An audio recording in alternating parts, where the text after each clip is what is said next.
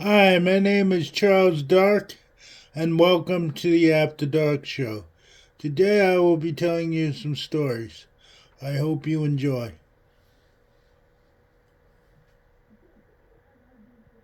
In. Elizabeth moved backward on trembling legs until she found herself pinned against the wall, her path to the door blocked by the dark figures closing in with slow, calculated steps. Holding Wilbur close to her chest, she turned her back on them, using her body as a shield. "Stay away from him!" she shouted. "He's just a little boy!" Her plea was met with hungry grins. 4 sets of jagged yellow teeth splitting the width of the creeper's menacing black faces.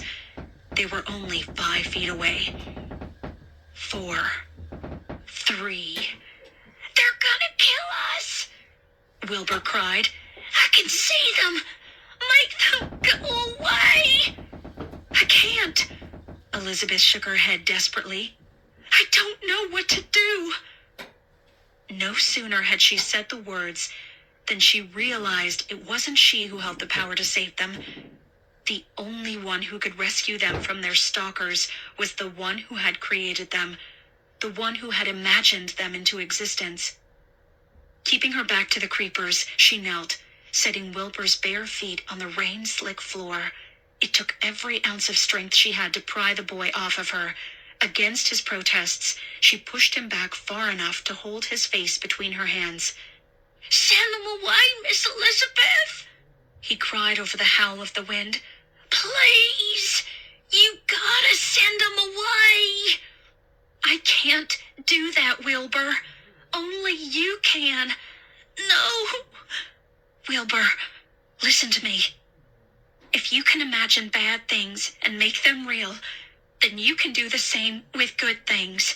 But you have to choose to see the good things, Wilbur. You have to imagine them to make it real. It's the only way to beat them, and I can't do it for you." The creepers were upon them now. Elizabeth felt cold, gelatinous fingers on the back of her neck. She kept her eyes on Wilbur, refusing to move, refusing to let him sense her fear. The hand slithered around to the front of her neck and began to squeeze. Still Elizabeth held firm, unmoving. The other creepers closed in on Wilbur. They knelt at the boy's side, their hungry gaze set on his neck, their jaws open wide. The cold, boneless fingers increased their grip at Elizabeth's throat. "Come on, Wilbur," she gasped. "You have the power to end this. You can change your fate just by changing your thoughts." Wilbur's eyes opened as the creeper's gaping jaws went for his neck. "Stop!" he shouted. "Stop it right now!" The creepers did as ordered. The glow of their eyes dimmed. They tilted their heads in confusion, their prey having become their master in an instant. Elizabeth felt the eel-like fingers loosen at her neck, then fall away. She struggled to draw breath into her lungs as Wilbur looked at each of the creepers in turn. She realized the boy wasn't just looking toward his stalkers, but actually seeing them as he imagined them. And when her own eyes moved to the creepers, it became clear that his image of them had changed. He now saw them as he wanted to see them, scared and defeated. The fear had vanished from his face, replaced by something much bolder, defiant. "I am not afraid of you," he declared, "and I won't let you do this to me anymore. I created you, and now I will destroy you." His eyes moved intently toward the ceiling. The swirling wind grew stronger and shifted direction, as though it was being sucked toward the open doorway. Wilbur's hands reached out and found Elizabeth's shoulders. He squeezed, keeping her close, as the suction of air increased. The creepers' bodies began to stretch like pieces of warm toffee. They suddenly looked shriveled and weak, their emerald eyes wide with fear. When the force of the wind became too much, they dug their tendril-like fingers into the floor, struggling to hold on. An infantile cry rang out as the first creeper slid across the floor and flew out into the night as though yanked by a powerful chain. The others followed in quick succession, each clawing futilely at the floor as the wind sucked them out like limp sheets of fabric. The wind died the instant they were gone. As though a faucet had been shut off, the rain quickly trickled away. Then a final growl of thunder rolled toward a distant sky. When silence had fallen over the broken house, Elizabeth reached up and dried the tears from Wilbur's cheeks. She drew him against her. They held each other for some time before she led him back to the bedroom, relit the candle, and tucked him into bed. He took hold of her arm as she stood to go. "I don't want you to leave." "I'm not leaving." "But will you come back? Please. You must." "Of course I'll come back, Wilbur. Did you really have to ask?" "It's just that they never do." "They? You mean the ones who came before me?" "Yes. Your mother told me they never come back." "No, they never do." She leaned in close to his ear. "Well, I'm coming back, Wilbur. I will always come back. That's a promise." He smiled, reached up to her face, and once again traced her features with delicate hands. "If you don't mind my saying so, Miss Elizabeth, I think you're beautiful." "You really think so?" "I surely do. Beautiful. If only you could see yourself the way I see you." "Well, thank you, Wilbur. A lady always loves to hear that." He fell asleep seconds later. Elizabeth stood and tiptoed out of the room. Shielding the candle flame with her hand, she returned to the living room, crossed to the window, and looked out into the peaceful night. A cool breeze drifted in through the broken glass. The candle flickered, and she caught her own reflection in one of the shards. A green face with slick amphibious skin, blotched with spots. Piney Power by F. Paul Wilson. Read by Max Spector. Chapter 1. Old Man Foster had the signs posted all over his land. No fishing, no hunting, no trapping, no trespassing. No kidding. And no big deal. Jack never paid them much attention. He figured since he wasn't involved in the first 3, he deserved a pass on the last. No, what caught Jack's eye was the bright red object tacked to the bark just below the sign. "Hey, check it out," he said, hitting the brakes. His tires skidded in the sandy soil as his BMX came to a stop. Who'd put a reflector way out here? Wheezy stopped her bike beside his. Doesn't make sense. Her birth certificate said Louise, but no one had called her that since she turned 2. She was older than Jack, hit 15 last week, while Jack still had a few months to go. As usual, she was all in black, sneaks, jeans, Bauhaus t-shirt. She'd wound her dark hair into 2 braids today, giving her a Wednesday Addams look. Never noticed it before, because it wasn't there, she said. Jack accepted that as fact. They used this fire break trail a lot when they were cruising the Barrens, and if the reflector had been here before, she'd remember.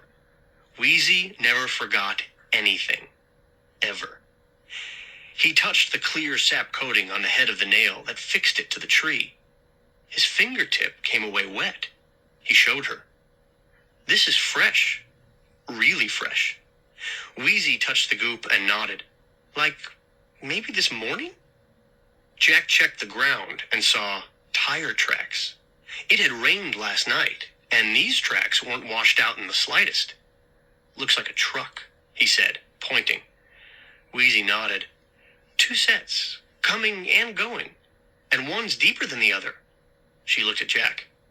Hauled something in, or took something out. Maybe it was old man Foster himself. Could be. Foster had supposedly owned this chunk of the Jersey Pine Barrens forever, but no one had ever seen him. No one had ever seen anyone posting the land either, but the signs were everywhere. Want to follow? She glanced at her watch and shook her head. Gotta go to Medford with my mom. Again? What is this, an every Wednesday thing? She looked away. No, just works out that way. When she looked back, disappointment shone in her eyes. You going without me? Jack sensed she wanted them to go together, but he didn't think he could hold off. Yeah, probably nothing to see. If I find anything, we can come back together. She nodded and offered half a smile.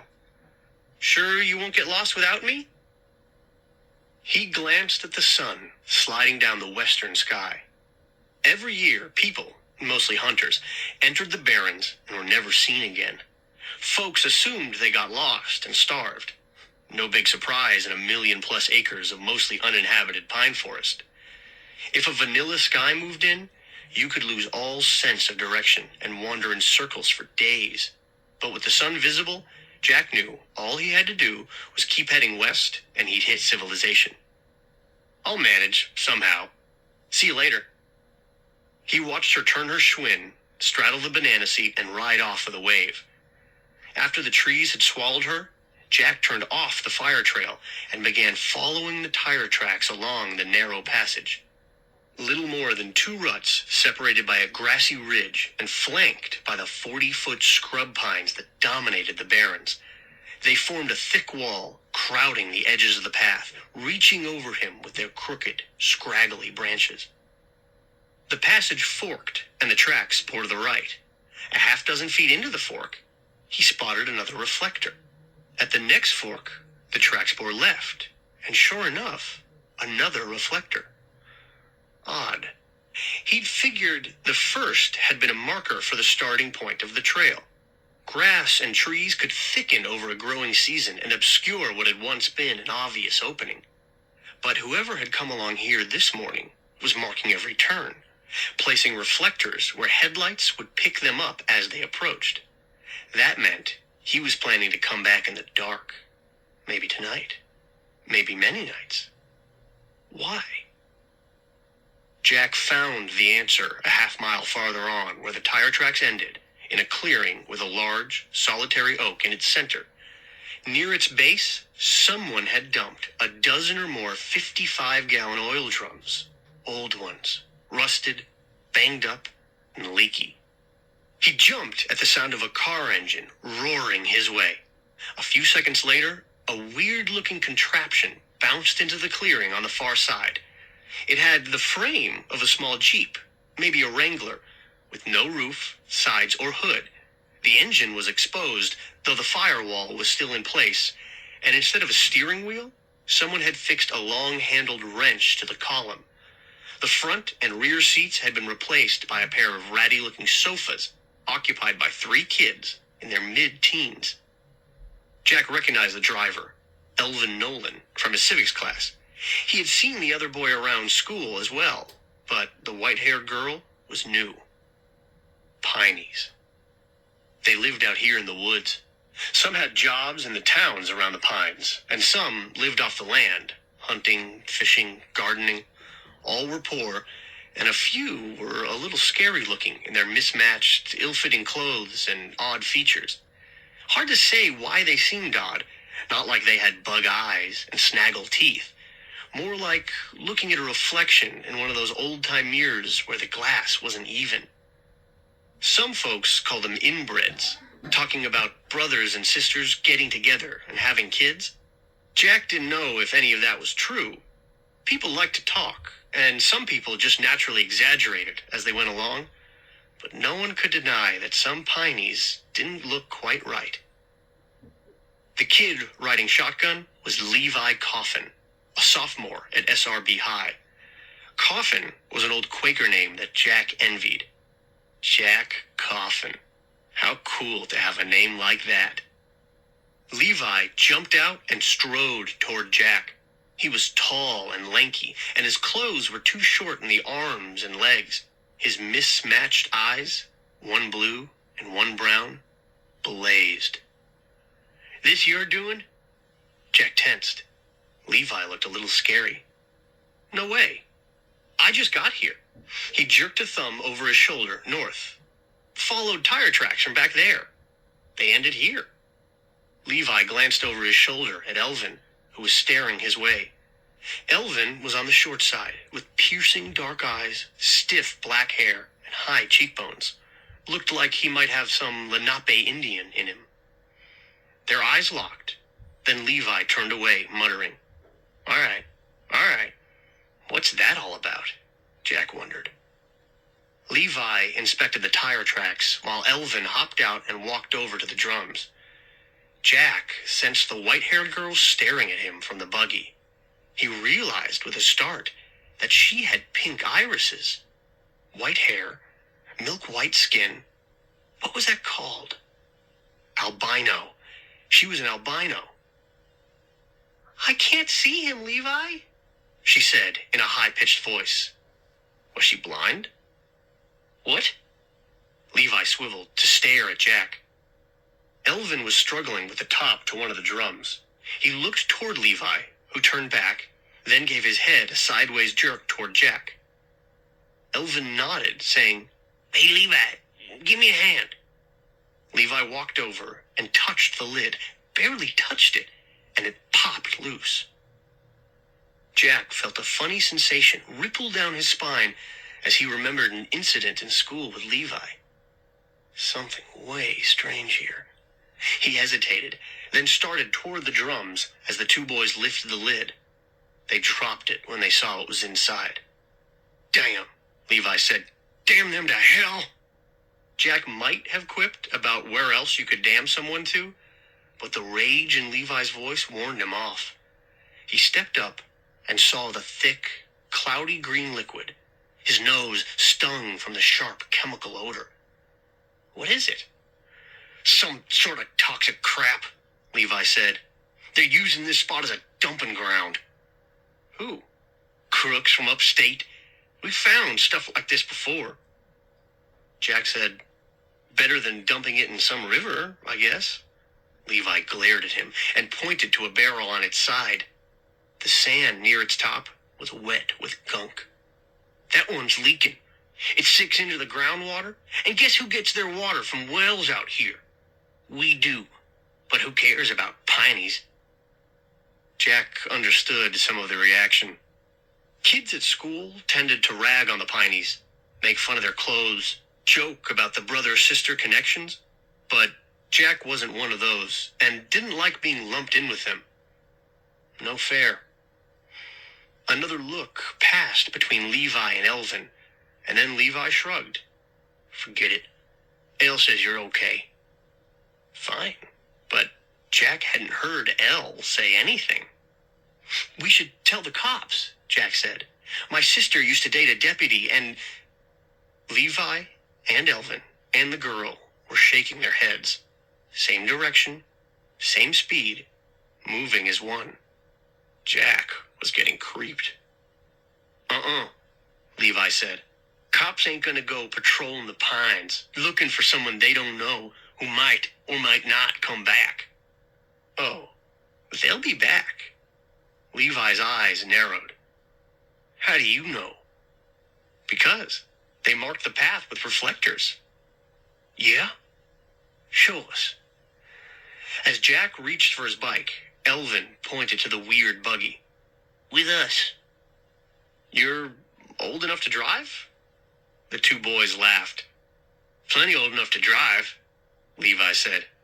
Elvin never said much at school, and didn't seem to have much more to say out here. "Just not old enough for a license." "Aren't you afraid..." Jack began, then cut himself off. Afraid of being caught? Out here? By what? The Jersey Devil in a sheriff's Stetson? Stupid question. He spotted a Piney Power sticker on the rusted rear bumper. What's that mean? Levi shrugged. Some folks hereabout think Piney should get organized and vote and all that. He glanced at Elvin. We just like the sound of it. Elvin laughed. Yeah, sounds cool. The girl said nothing, simply stared at him. Jack gave the buggy another once-over. Without sides, a top, or even a roll bar, it had to be the most dangerous car he'd ever seen. He'd be risking his life in that thing. Well, Levi said, you riding or not? Jack couldn't wait. Wouldn't miss it for the world. As he seated himself on the rear sofa, the albino girl scooched away and squeezed against the far end. Her pink gaze never wavered from his face. I can't see him. Yeah? Levi turned in the front sofa and looked at Jack. Elle says he's okay. But I can't see him. Jack waved his hand between them, and she flinched. You can see me. That's Cerie, Levi said. She's talking about a different kind of seeing. Jack was going to ask what he meant, but then Elvin started the engine with a roar. Trying to ignore Cerie's unwavering stare, he directed Elle down the path, following his own bike tracks till they came to the firebreak trail. Elle turned around and drove back. Levi was right. The Burlington County Sheriff's Department didn't have the manpower to stake out Old Man Foster's land, or even this one path. Could be weeks before the dumpers made a return trip. Had to be a way to make them give themselves away. Or better yet, an idea began to form. What's down that way? Jack said, pointing left as they approached the first fork. More of the same, Levi said. Why? Wondering if there's a spong nearby. The deeper and wetter, the better. I know a cripple, Cerie said, still staring. Elle followed her directions through a few more forks that left Jack totally disoriented. You know where we are, right? Cerie rolled her eyes. Okay, dumb question to ask a Piney, but at least she seemed to be relaxing a little. A few minutes later, she said, right up here. Elle rolled to a stop before a 30-foot wide cripple, a water-filled depression half surrounded by white cedars. Without the cedars, it would have been called a spong. Jack couldn't help smiling when he saw it. Yeah, this'll do. Do what? When he told them, their eyes lit. Cerie even smiled. I still can't see you, she said, but I think you're okay. Weird. Too weird. Chapter 2. What's wrong with inbreeding? Jack said, as he spooned some niblets into the well he'd made in his mashed potatoes. His mother gasped. Not at the dinner table. No, really, I want to know. His father cleared his throat and adjusted his steel-rimmed glasses. Thinking of marrying Kate? Kate laughed as Jack said, no.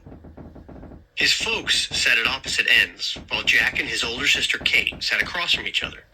Only his missing brother, Tom, kept it from being a full family meal. Jack didn't miss him. Tom was a pain. Then where's this coming from? Jack shrugged. Kids at school, talk about Pineys. He couldn't get those weird kids out of his mind. They seemed so different, like they had their own language, an unspoken one. And that lid on the barrel, Elvin couldn't budge it, but Levi just touched it and it popped free.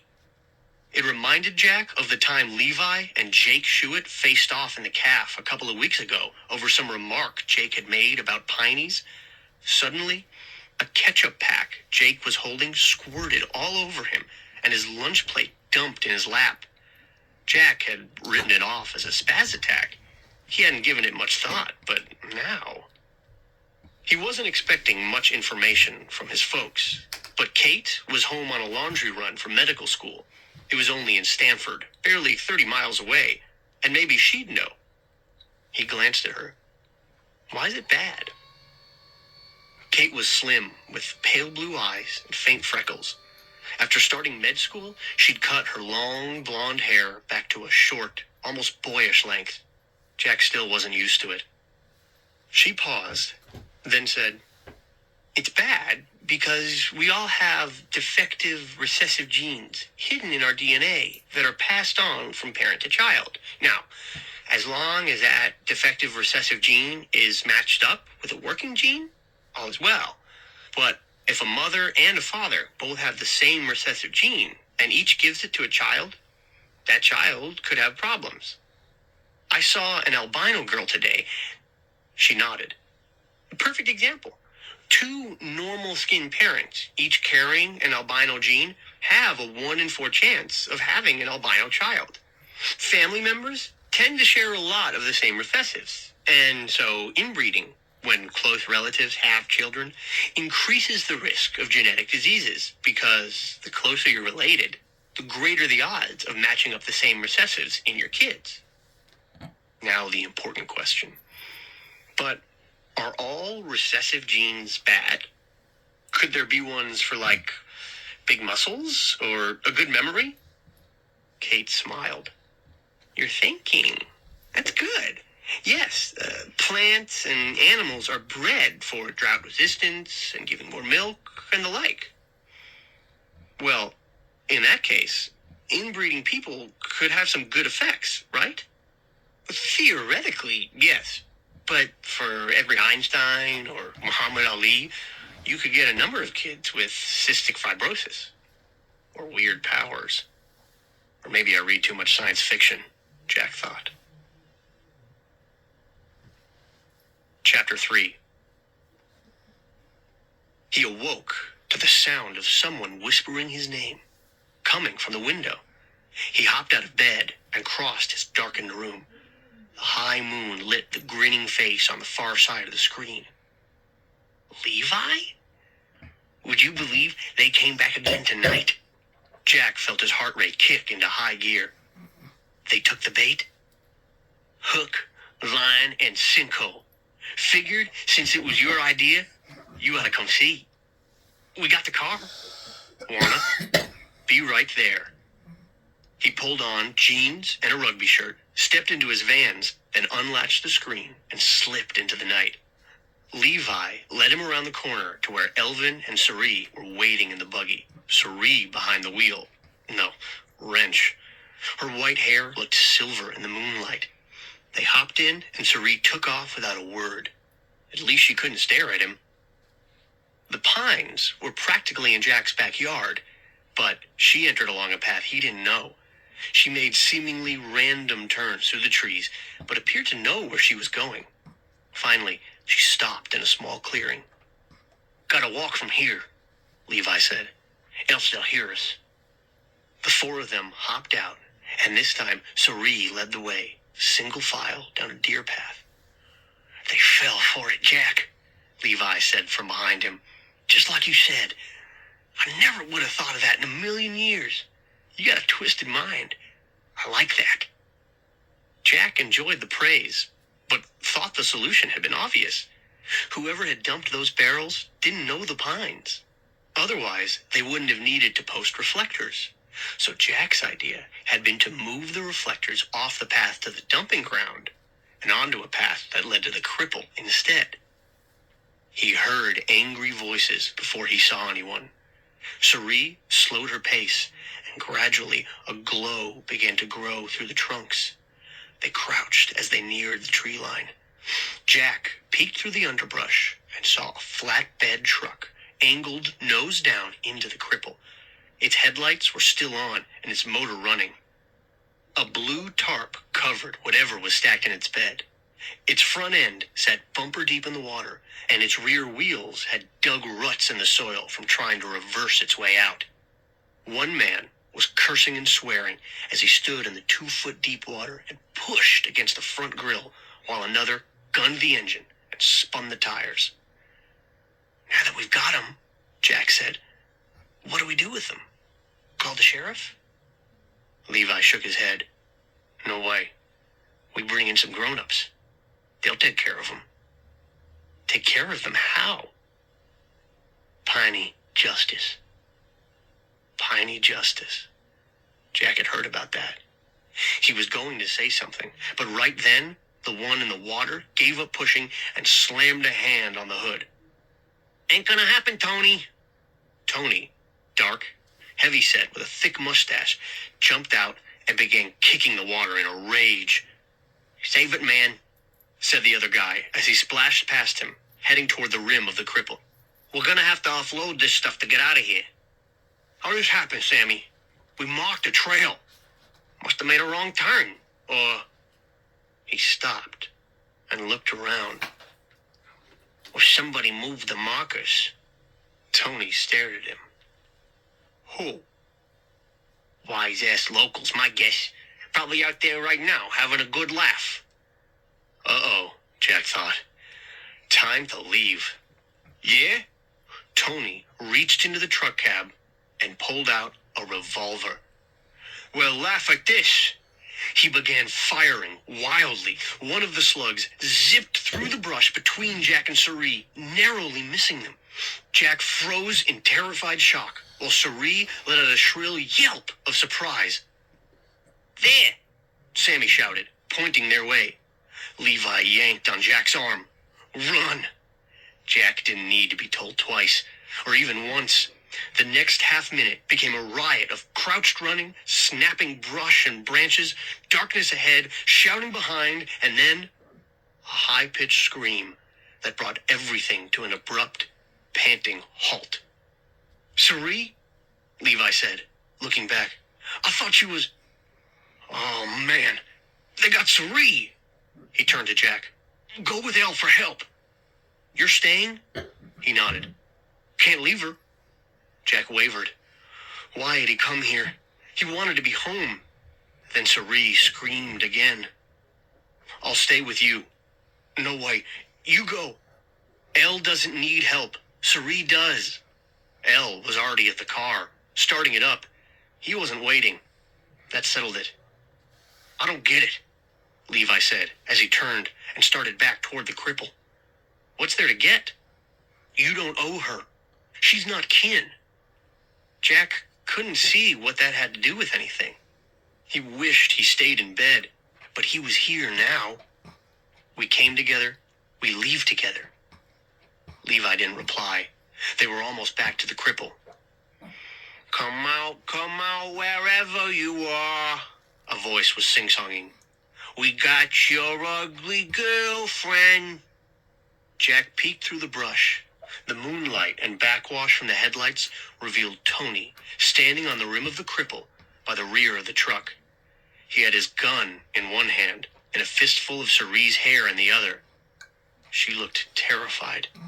Sammy, standing a few feet to his right, shouted, "The rest of you get out here now. We ain't gonna hurt you. Just put you to work. You got us into this mess, so you're gonna get us out." Jack saw three options. Help was on the way, so until it arrived, they either could do nothing, find ways to distract them, or show themselves and do whatever they wanted. "Get out here, or this could get ugly," Tony said, twisting Cerie's hair and making her wince. "You don't want to see how ugly." Jack winced too, and crossed doing nothing off the list. He decided on distraction. He could always show himself if that didn't work. "Stay here," he whispered. "Gonna try something." "Wait." Levi grabbed for his arm, but Jack pulled out of reach. He moved counterclockwise along the tree line, feeling around the ground until he found a fist-size hunk of shale. Perfect. He backed up, cocked his arm, and let fly towards the truck. The rock bounced off the tarp with a gonging sound, then splashed in the water. "Son of a bitch!" Sammy yelled, flinching. "You guys deaf?" Tony shouted. "Remember what I said about things getting ugly?" Oh no. Jack's gut knotted as he saw Tony yank Cerie backward. She lost her balance and fell into the water. Tony stayed with her and held her head under the surface as her arms and legs thrashed and splashed. It was only a couple of feet deep, but plenty enough to drown her. "She stays under till you come out," Tony yelled. Jack couldn't take it. Only option 3 remained. Okay. His bladder ached to empty as he jumped out of the bushes with his hands raised. To his left, Levi also stepped out, hands high, saying, "Lit her up." As Sammy started toward them, Tony pointed the gun their way and grinned. "When I'm damn good and ready. You kids. Ah!" He dropped the gun and released Suri as he grabbed his right hand with his left. "She broke my finger." Suri sat up, choking and gasping and crying. Jack had seen one of her thrashing arms come near Tony's hand, but no way it touched him. She lurched to her feet and staggered away toward dry ground. Tony started after her. "You little... My gun!" He turned and bent, feeling around underwater. As Sammy turned to look at his buddy, Jack took off towards Suri. He grabbed her outreached hand and pulled her up the bank of the cripple. Sammy started toward them. "Hey!" Suddenly, he tripped and fell face first into the water, but instead of rebounding to his feet, he stayed down and began kicking and thrashing as Suri had. He couldn't seem to get up. Tony finally noticed. "What the hell are you doing?" He started towards Sammy, but tripped himself. He went down and stayed down too. Were they stuck in the mud? No. Their arms and legs were free. It almost looked like they were being held down, but Jack saw Levi on his knees, white-faced, eyes focused on the man in the cripple. As Jack headed for him, Suri grabbed his arm. "Leave Levi be!" Jack pulled free. As he neared, he could see the boy's lips pulled back in a snarl. His face and hair dripped sweat. His shirt was soaked, and air hissed between his clenched teeth like he was bench pressing twice his own weight. "Levi?" He glanced at Jack, and just then, the two men in the cripple got their heads back above water. But not for long. Before they could draw a full breath, they plunged their faces back beneath the surface. And then, everything seemed to happen at once. Elvin roared out of the trees in the buggy, followed by a pickup full of rough-clothed men with shotguns. Levi let out a breath and slumped forward onto his hands. The two men in the cripple got their heads out of the water and sucked air. When they caught their breath and looked around, they found themselves staring into the headlights of the buggy and the pickup and down the muzzles of half a dozen shotguns. One of the Piney men, tall, with a gray beard, and features that looked like they'd been taken apart and put back together wrong, had lifted the tarp and was looking at the barrels hidden beneath. "Not good," he said, shaking his head. "Not good at all." "You don't want to mess with us," Tony said, still panting. "We're connected, if you know what I mean." "I'm right sure of that," the old Piney said. "And we'll want to know who to." He swiveled, and his gaze fell on Jack. "Who's this one?" "Friend of ours," Levi said, rising to his feet. He'd caught his breath. "He set the trap." "Well, we're right grateful for that. But he ain't one of us. Take him back wherever he came from." "What about them?" Jack said, pointing to Tony and Sammy. "You forget about them. We're all gonna have us a nice chat. Then we'll send them home." "But..." Levi grabbed his arm and pulled him away. "No questions. Let's go." Elle and Suri were already in the buggy.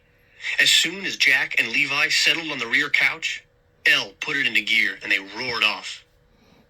"What happened back there?" Jack said. He was feeling weak and shaky.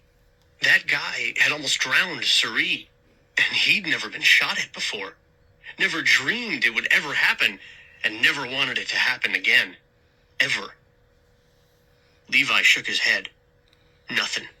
And don't go yakking about it." "You kidding? Tell my folks I snuck out tonight to see some toxic dumpers we trapped and wound up getting shot at? Yeah, right. Soon as I get home, I'm going to run into their bedroom and blab all about it." Levi laughed. "Okay." course, he'd tell Wheezy. She'd eat it up. But he hadn't been talking about the dumpers.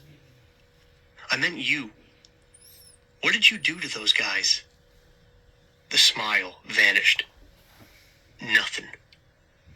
But I saw... Levi stared straight ahead. You saw a couple of guys slipping around on a mucky, crippled bottom and getting stuck. That's all.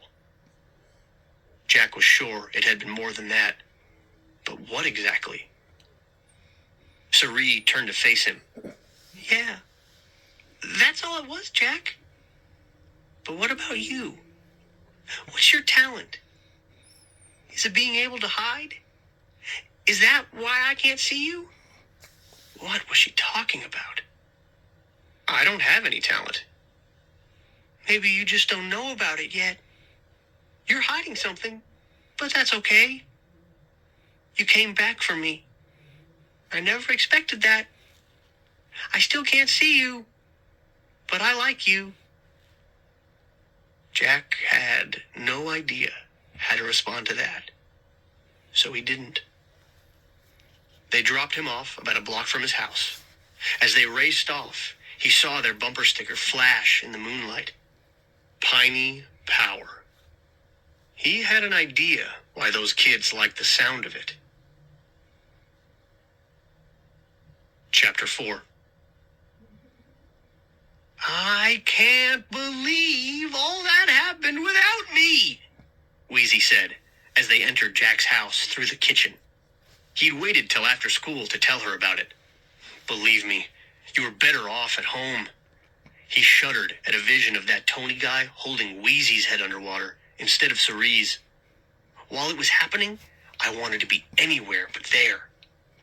As they stepped into the front room where his folks were watching the 6:30 news, a TV reporter said, "The two bodies found inside those barrels of toxic waste have been identified." Jack stiffened as he recognized the mugshots on the screen. Anthony Lapamarda and Santo Sammy Carlopoli have long rap sheets. Their bodies were found outside a South Philly body shop this morning along with 24 barrels of toxic waste. More waste was found inside the body shop along with a number of stolen cars. The suspected chop shop. He nudged Wheezy and whispered, "That's them." The old Piney's parting words came back. "We're all gonna have us a nice chat. Then we'll send 'em home." He hadn't mentioned how they'd be sent home. Jack glanced at Wheezy and found her staring back with wide, dark eyes. "Piney justice," he said, feeling a chill. His father looked up. "What?" "Nothing." Dad pointed to the TV. "That's why we live out here, to get away from scum like that. You don't have to worry about running into any of their sort in these parts." "I guess not, Dad. At least, not anymore." The Night Hunter by Meg Cabot. Read by Amanda Ronconi. Overton's was the only place that was hiring the day Nina found out her mother had lost her college fund. But if she wanted anything more than a secondary education, she had to go looking for a part-time job. So, Overton's it was, even though ordinarily Nina wouldn't have been caught dead in a preppy store like that.